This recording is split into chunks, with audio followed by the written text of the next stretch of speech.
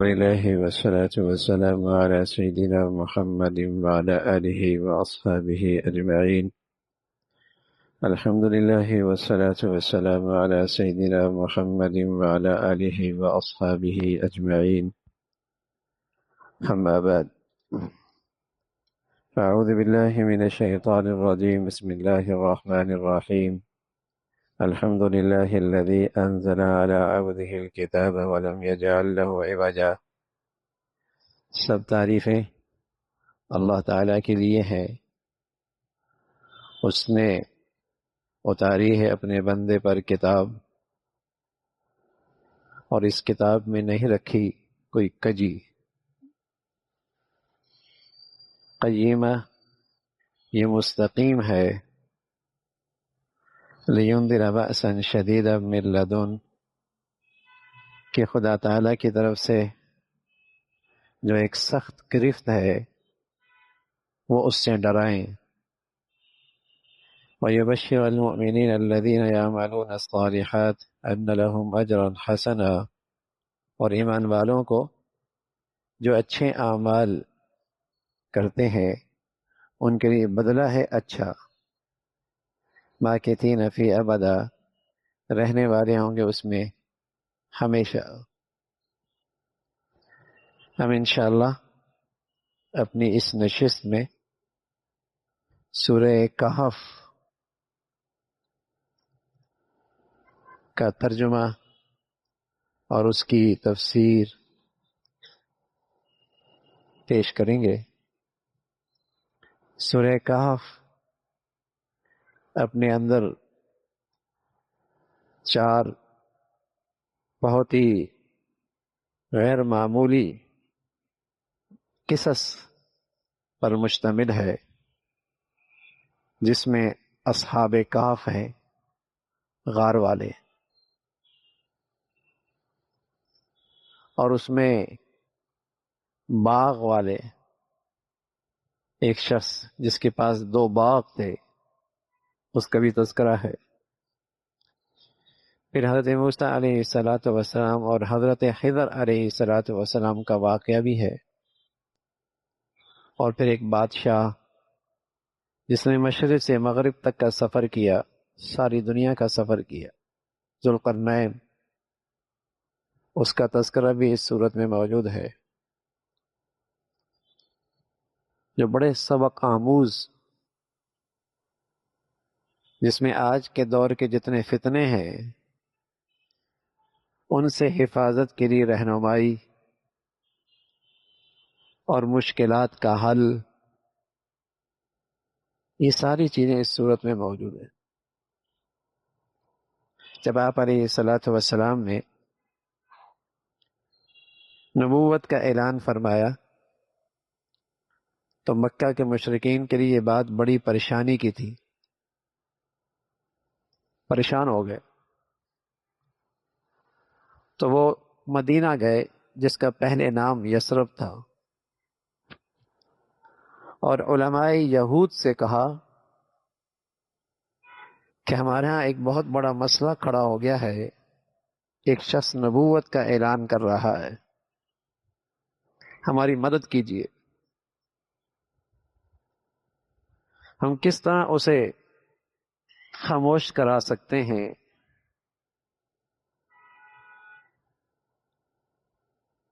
اور اس کے اس منصوبے اور اس پروگرام کے لیے کس طرح ہم بند باندھ سکتے ہیں؟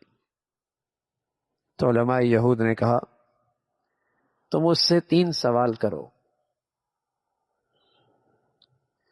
ان سے پوچھو کہ یہ روح کیا چیز ہے. دوسرا سوال یہ کرو کہ یہ اصحاب کہف کا واقعہ قصہ کیا ہے. اور تیسری بات اس سے یہ پوچھو کہ جس شخص نے مشرق سے مغرب کا ایک پوری دنیا کا سفر کیا ہے، وہ بادشاہ، اس کے احوال بتاؤ. اگر اس نے یہ بتا دیے تو سمجھ لینا کہ وہ اللہ کا رسول ہے،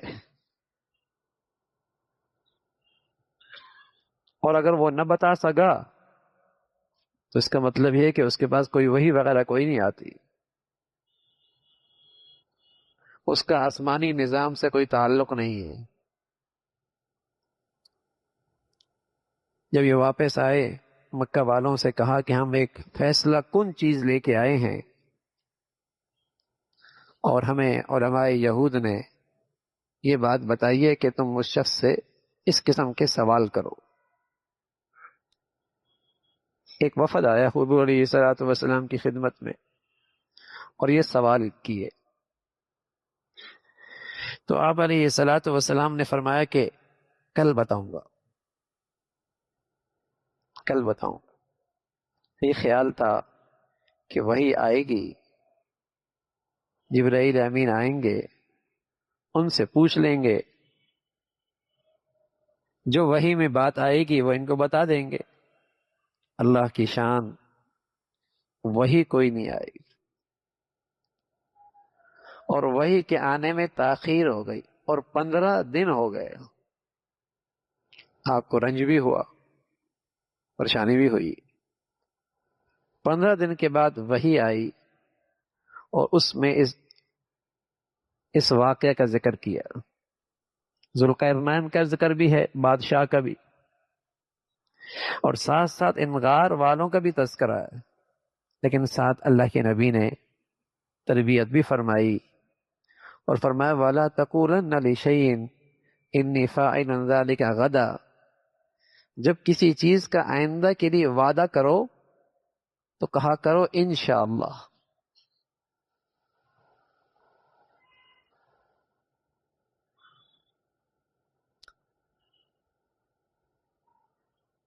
جب کوئی آئندہ کام کرنے کا ہو،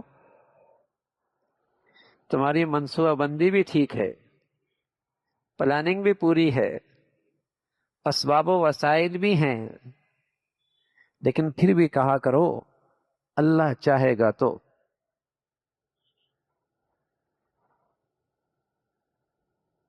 اللہ تعالی چاہیں گے تو۔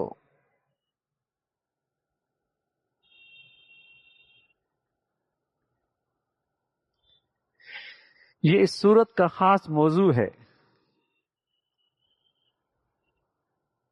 خاص موضوع ہے اس صورت کا، اور وہ یہ ہے کہ دنیا میں کچھ ایسے لوگ ہیں جو ان ظاہری اسباب پر ایسا اعتماد کرتے ہیں، ایسا بھروسہ کرتے ہیں کہ انہی اسباب کو وہ خدا کا درجہ دیتے ہیں، کہ یہ اسباب ہیں تو نتیجہ ہے، اور اگر نہیں تو پھر نتیجہ ناممکن ہے۔ دنیا میں ایک گروہ ایسا بھی ہے، یہ مادیت کا پرستش کرتا ہے، اور یہ مادیت کو معبود بنا بیٹھا ہے۔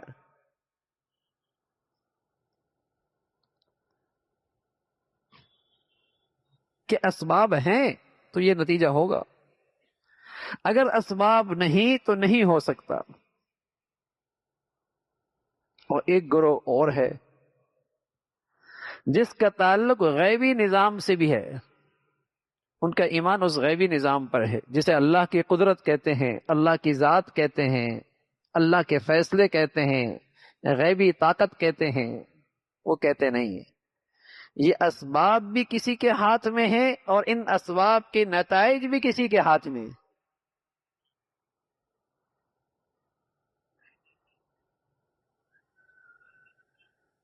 یہ ہے ایمان، لیکن یہ طبقہ آج نہیں رہا، بہت تھوڑا رہ گیا، جس کا یہ ایمان اور یقین ہے کہ یہ اسباب بھی کسی کے پیدا کردہ ہیں، اور اس کے نتائج بھی کسی کے فیصلے سے آتے ہیں۔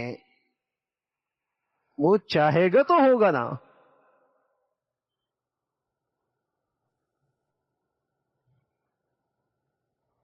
وہ چاہے گا تو ہوگا۔ یہی دجال ہے جو اس امت میں سب سے آخر میں ایک بڑا فتنہ آئے گا، جو مادیت کا، وہ دور مادیت کی انتہا کا ہوگا، کہ ہر چیز آپ کو مادیت سے ہوتی ہوئی نظر آ رہی ہے، ہونا شروع ہو گئی، بارش بھی ہو رہی ہے، بچے بھی پیدا کرنے لگے.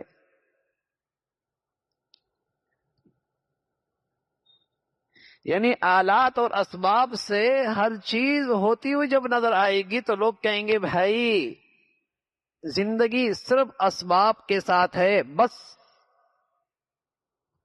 لیکن ایمان کیا کہتا ہے؟ ایمان یہ کہتا ہے آخری اختیار اللہ ہی کا ہے.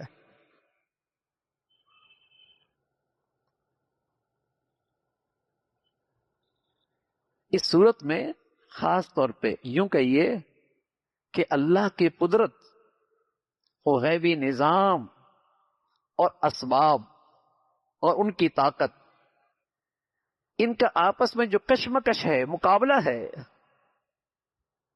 اس صورت کا خاص موضوع ہے. تو پیارے رسول صلی اللہ علیہ وسلم کو اسی آیت میں، اسی صورت میں پیغام دیا کہ جب بھی کوئی کام کرنا ہو تو یوں کہا کریں انشاءاللہ، اللہ چاہے گا تو. اور جو یہ انشاءاللہ ہے اور جو یہ ماشاءاللہ ہے، ماشاءاللہ کے معنی یہ ہوتے ہیں کہ جو اللہ نے چاہا وہ ہوا. انشاءاللہ کا مطلب یہ ہے جو اللہ چاہیں گے وہ ہوگا.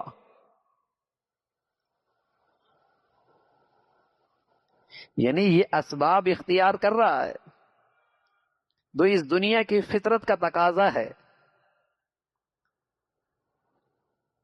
لیکن اس کا ایمان کہہ رہا ہے کہ یہ اسباب بھی اپنے نتیجے دینے میں کسی کے محتاج ہیں.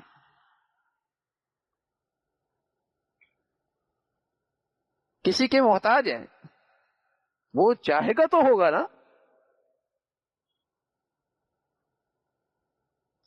اور جب ہو گیا تو پھر کیا کہتا ہے؟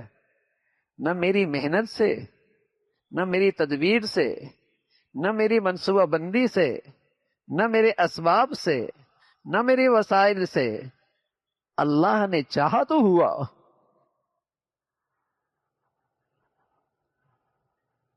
اللہ تعالی نے چاہا تو ہوا.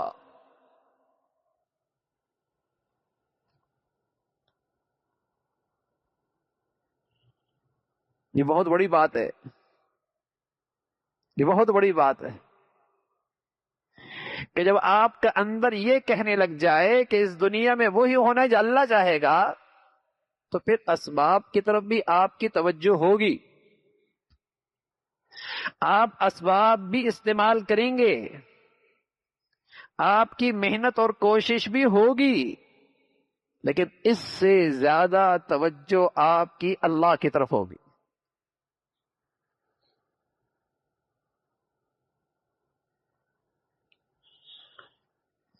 اس سے زیادہ آپ کی توجہ اور فکر اللہ کو ساتھ لینے کی ہوگی. یہ فرق ہے. اور جب کام ہو جائے گا تو آپ میں بڑائی نہیں آئے گی، بلکہ آپ میں عاجزی اور شکر آئے گا.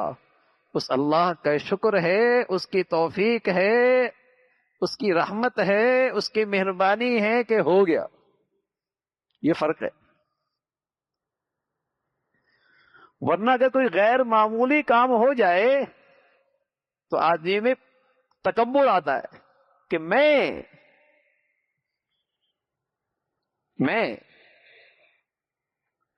اور جب آدمی کہتا ہے ماشاء اللہ، میں نہیں وہ،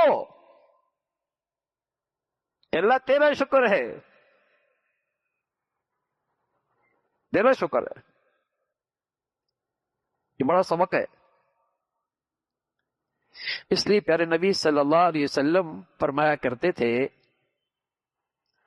کہ جو اس سورت کو جمعے کے دن پڑھے گا، اس میں ایک نور ہے جو اسے نصیب ہوگا، اور اس کی برکت سے اگر دجال آ بھی گیا تو اللہ تعالیٰ اس سورت کی تلاوت کی برکت سے اس فتنے سے محفوظ رہے گا.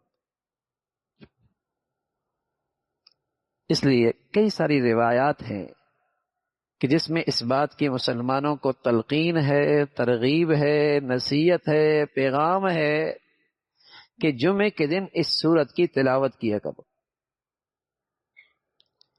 اور مسلمانوں کے ہاں جمعے کے معمولات میں ہمیشہ سے یہ معمول چلا آ رہا ہے کہ جمعے کے دن مسلمان اس سورت کی تلاوت کرتے ہیں، سورہ کاف تقریباً آدھے سپارے کی ہے،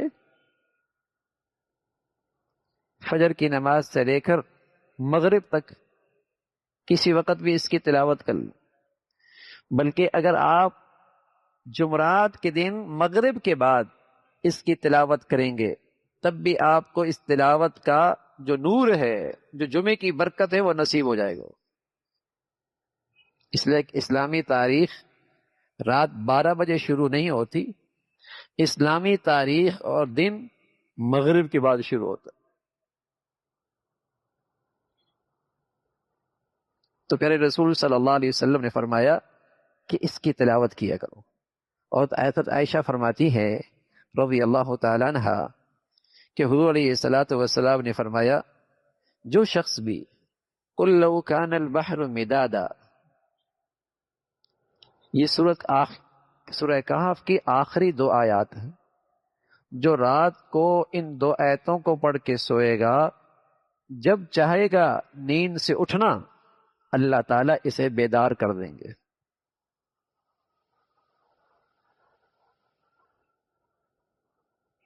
یہ تاثیر بتائیے، یہ تاثیر بتائیے۔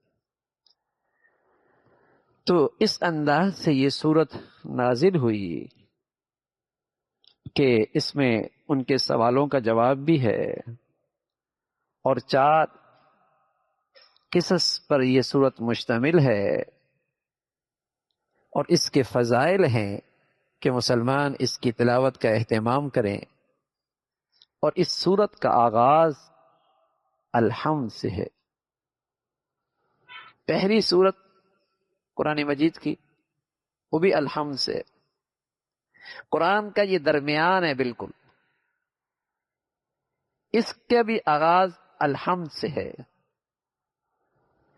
اور الحمد کا یہ لفظ ہے، یہ شکر کا کلمہ ہے۔ الحمد یہ شکر کا کلمہ ہے، اور یہ شکر تب ہوا جب اللہ کی ایک عظیم نعمت کا تذکرہ ہے کہ الذی انزل علی عبدہ الکتاب، کہ اللہ تعالی نے اپنے کامل بندے پر اپنی کامل کتاب نازل فرمائی۔ محمد رسول اللہ سب سے زیادہ کامل، تو اللہ تعالی نے اپنے اس بندے پر سب سے کامل کتاب قرآن مجید نازل فرمائی۔ اور یہ کتاب ایسی ہے جس سے انسان کی روحانیت، روح کی غذا اور جسم کی غذا دونوں کی ضرورت اس کتاب سے پوری ہوتی ہے۔ دنیاوی سعادت ہو یا اخروی سعادت ہو، دنیاوی سعادت ہو یا اخروی فلاح اور کامیابی ہو، وہ سب اس نعمت کے بدولت ہے، نعمت قرآن کے بدولت ہے۔ تو اتنی بڑی نعمت ہے تو کہا الحمدللہ، اللہ کا شکر، اللہ شکر ہے۔ اور شکر کی اس عبادت میں یہ تاثیر ہے، کرتے رہو گے نعمتیں بڑھتی رہیں گی، کرتے رہو گے نعمتیں محفوظ رہیں گی، کرتے رہو گے نعمتوں کی برکتیں میں اضافہ ہوتا رہے گا۔ اگر کوئی آدمی اللہ کے گھر آئے روزانہ اور 2 رکعت شکرانے کے پڑھ لیا کرے، 2 رکعت شکرانے کے پڑھ لیا کرے، وضو کیا، مسجد میں آیا تو اس 2 رکعت میں وضو کی بھی نیت کر سکتا ہے، مسجد میں آنے کی بھی نیت کر سکتا ہے، شکر کی بھی نیت کر سکتا ہے۔ تو جب آدمی اللہ کے گھر میں شکرانے کے 2 رکعت نفل پڑھے گا تو اللہ تعالیٰ کی رحمت سے امید ہے کہ زندگی بھر اللہ اپنے گھر میں بلاتے رہیں گے۔ زندگی بھر اللہ کریم اپنے دربار میں بلاتے رہیں گے. ہر کسے ناقص اللہ کے در میں نہیں آتا. جسے اللہ بلاتے ہیں، پیار کرتے ہیں، اسے بلاتے ہیں اور ٹھہراتے ہیں اور بٹھائے رکھتے ہیں. آپ اپنے گھر میں کس مہمان کو بار بار بلاتے ہیں اور کسے اصرار کر کے اپنے گھر میں ٹھہراتے ہیں؟ کسے آپ اپنے گھر میں بار بار بلاتے ہیں اور کسے اصرار کر کے ٹھہراتے ہیں؟ جس سے آپ کا تعلق ہوتا ہے، جس سے آپ محبت کرتے ہیں. تو سچ ہے کہ جب بندہ اللہ کی کسی نعمت پر، چاہے وہ مادی ہو، دنیاوی ہو، روحانی ہو، ایمانی ہو، اخروی ہو، کوئی نعمت ہو، جب اسے پہ شکر کرے گا تو وہ نعمت محفوظ بھی رہے گی، وہ نعمت بڑھتی بھی رہے گی. اللہ تعالیٰ اس درس سے ہمیں یہ جو سبق مل رہا ہے کہ ہم اپنی زندگی شکر پہ لے کے آئیں، اللہ تعالیٰ ہمیں شکر والی زندگی نصیب فرمائے. اللہم لک الحمد کلو ولک الشکر کلو اللہم اعنا علی ذکرک و شکرک و حسن عبادتک.